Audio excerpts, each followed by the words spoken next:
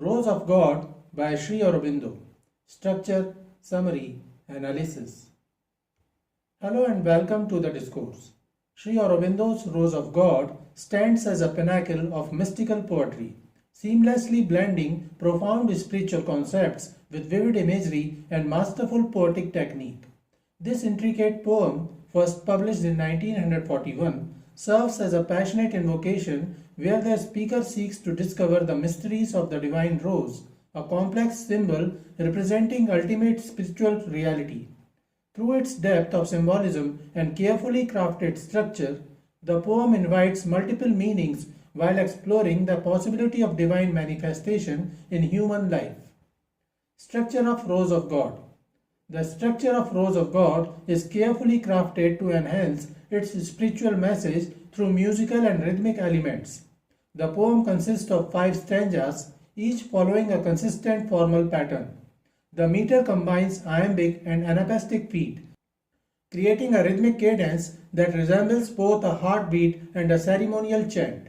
The rhyming scheme of AABB creates a couplet structure that lends a sense of completion and harmony to each pair of lines.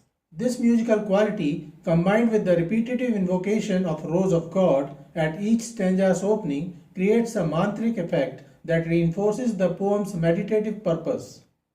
Summary of Rose of God, stanza 1, lines 1 to 4.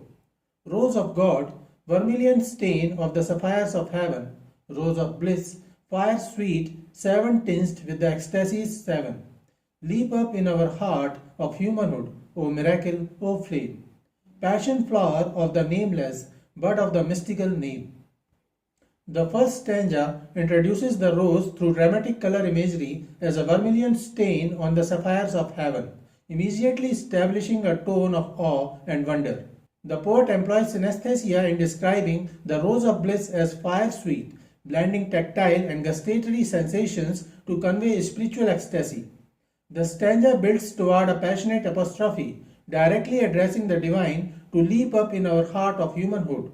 The most significant literary figure here is paradox, as the rose represents both the passion flower of the nameless and the bud of the mystical name, suggesting the divine is both unknowable and intimately accessible. Stanza 2.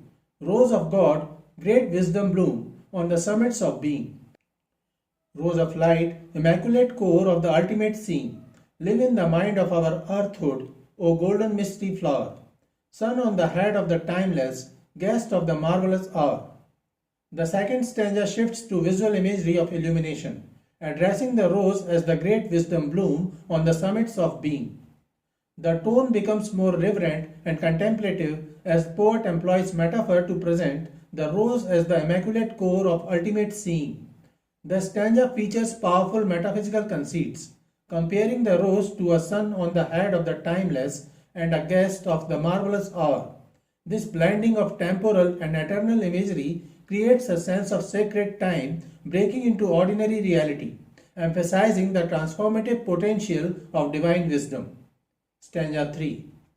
Rose of God, damask force of infinity, red icon of might, rose of power with thigh diamond halo piercing the night, ablaze in the will of the mortal, design the wonder of thigh plan, image of immortality, outbreak of the Godhead in man.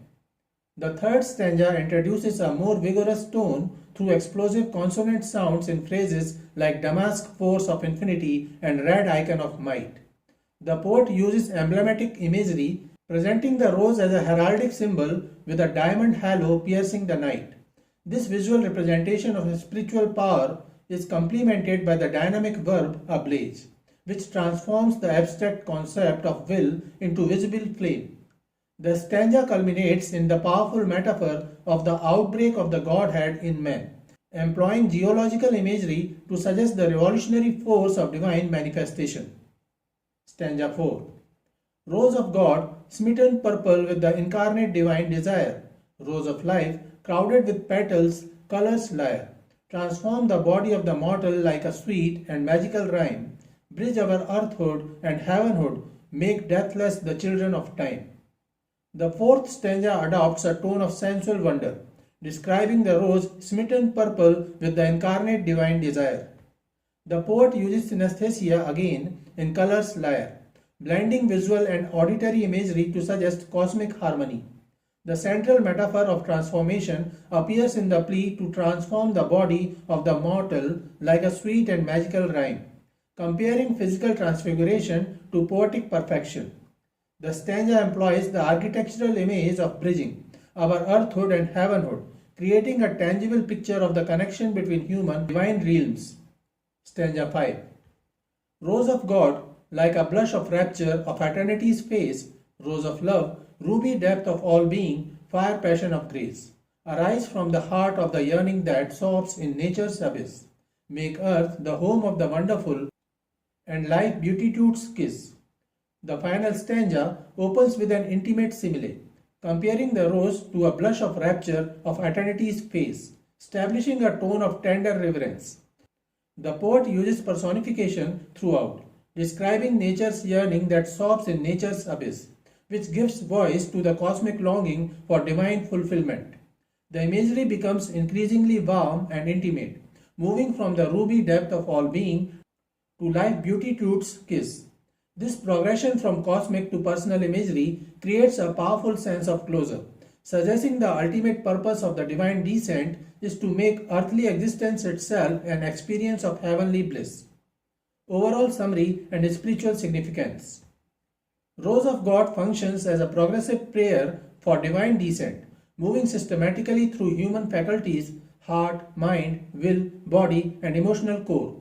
The poem's intricate musical structure, with its consistent rhythm and rhyme, supports its mystical purpose by creating an incantatory effect. The shifting tones from ecstatic awe to reverent contemplation to empowered determination mirror the soul's evolving relationship with the divine. Sri Aurobindo's sophisticated use of literary figures transforms abstract spiritual concepts into sensory experiences, making this work a powerful embodiment of his internal yoga philosophy. Contribution to mystical literature. Through Rose of God, Sri Aurobindo makes a monumental contribution to both Indian English poetry and mystical literature. He demonstrates how English can express Indian spiritual concepts while maintaining classical poetic discipline.